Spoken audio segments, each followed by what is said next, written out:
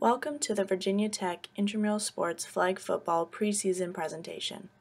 This video will contain important policies and procedures that, as a captain, you should be ready to share with your teammates.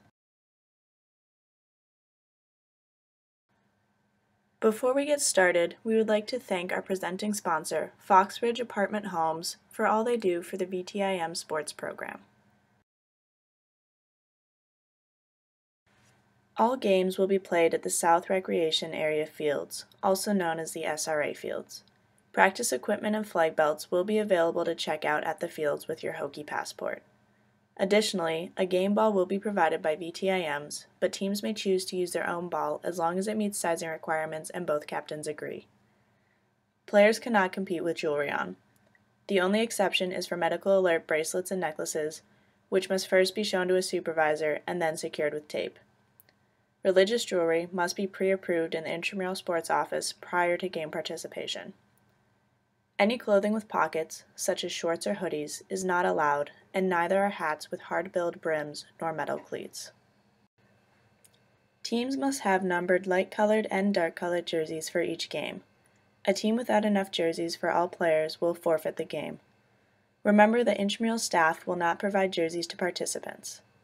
Jerseys must be a similar shade of color across an entire team so each team clearly contrasts.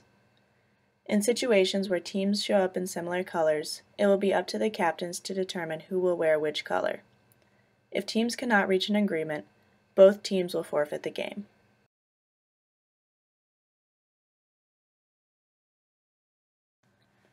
For administrative purposes, in flag football, all player jerseys must have numbers. Numbers can be 1 or 2-digit whole numbers and must be unique for each team member. They should be clearly visible from at least 10 yards away. Remember that taping jersey numbers is not allowed.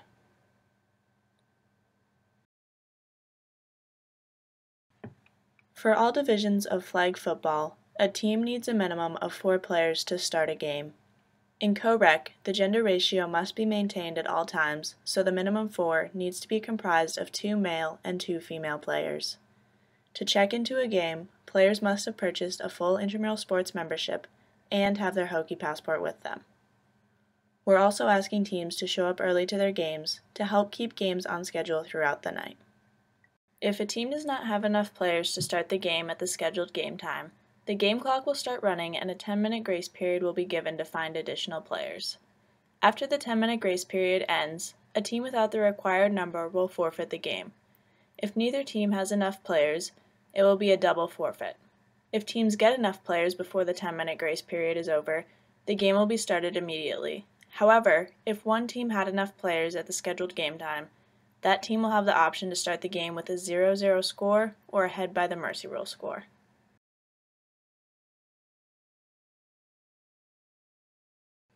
Teams that forfeit must pay a $20 reinstatement fee online.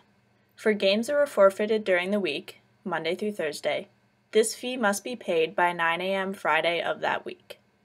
The fee for games forfeited on the weekend, Friday, Saturday, and Sunday, is due by 9 a.m. the following Tuesday.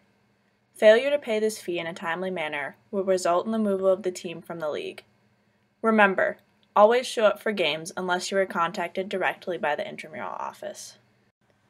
There is no game limit to add players to your team roster. Players may be added throughout the entire season and are added to your roster either through Fusion IM prior to the game or when they check in for a game with their Hokie passport. A player can participate on 1 single-sex and 1 co-rec team. Players are locked on a roster 3 weeks after the season begins. For all competitive divisions, this coincides with the start of the playoff tournament. Keep in mind that we do have roster restrictions for flag football for both varsity and club athletes. Details about roster restrictions are outlined in the information sheet for flag football. Varsity football athletes may not play intramural flag football, and a maximum of 3 non-football varsity athletes may play on 1 team. Additionally, there is a maximum of 3 club rugby players allowed per team.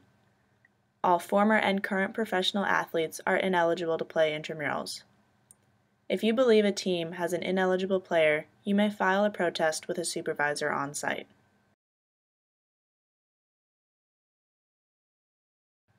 As a captain, you are allowed to protest player eligibility and rule misapplications. Eligibility protests may be made at any point during the game. A rule protest, however, must be made prior to the restart of play. In order to submit a formal protest, please find a supervisor on site and they will administer the situation.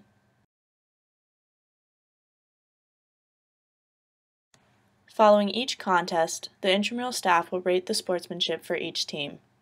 All teams that finish the regular season with a 3.0 average are eligible for the playoffs. All teams must maintain a 3.0 in the playoffs in order to advance. A team that displays poor sportsmanship is subject to removal from the league, and a player that displays poor sportsmanship is subject to ejection and suspension. Please remember that it is a privilege to play intramurals, so play hard, play fair, and respect the game.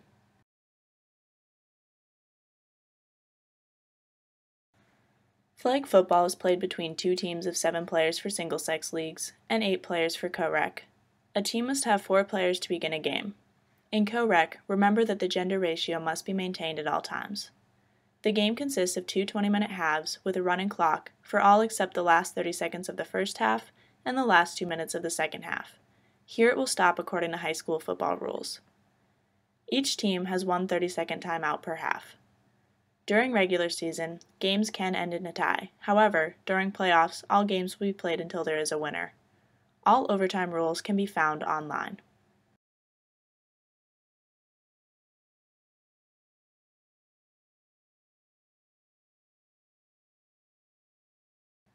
Prior to each game, there will be a coin toss between the captains of both teams.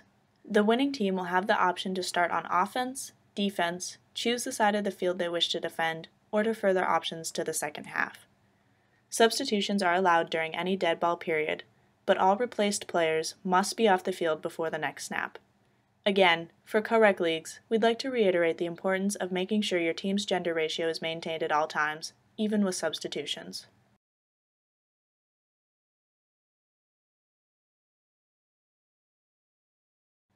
Flag belts must be worn by all players during the game.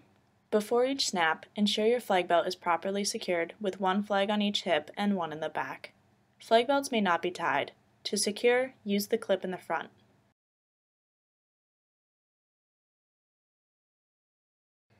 The only person that must be on the line of scrimmage at the snap is the person snapping the ball.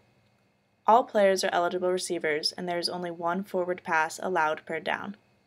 To qualify as a catch, the receiver must possess the ball with at least 1 foot inbounds. In flag football, there are no fumbles. If the ball is quote-unquote fumbled, it becomes dead at the spot where it hit the ground.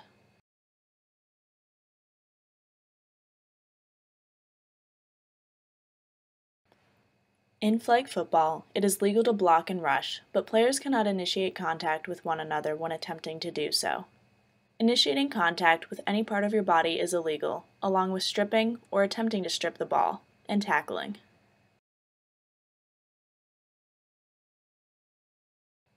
In single-sex leagues, touchdowns are worth 6 points. In co-rec, male touchdowns are worth 6 points, and female touchdowns involving a female passer, receiver, or runner are worth 9 points. After a touchdown, the scoring team can choose to go for 1, 2, or 3 points for the try.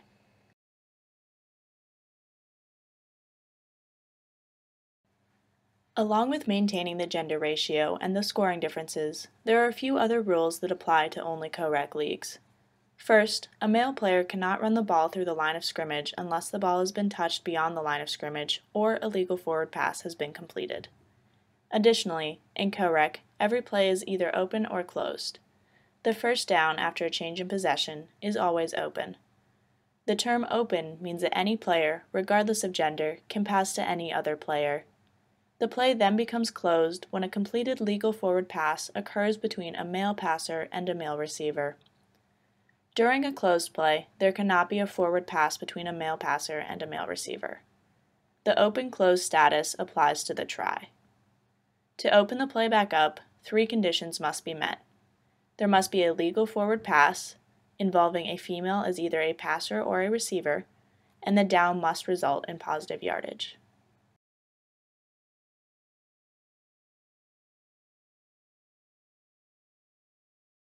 In single-sex leagues, if a team is up by 19 or more points with 2 minutes or less left in the game will be declared over. In co-rec leagues, the mercy rule is 25 or more points with 2 minutes or less left. Any rules not covered in this presentation or online follow the NERSA Flag and Touch Football Rules Book.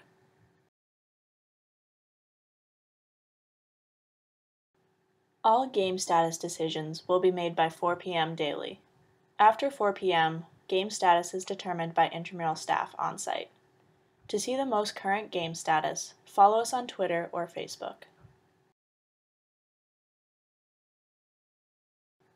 If you have any questions that were not covered in this video, or any that come up throughout the season, please feel free to check out our policy page online, email us at imsports@vt.edu, call us, or stop by our office in War Memorial Hall.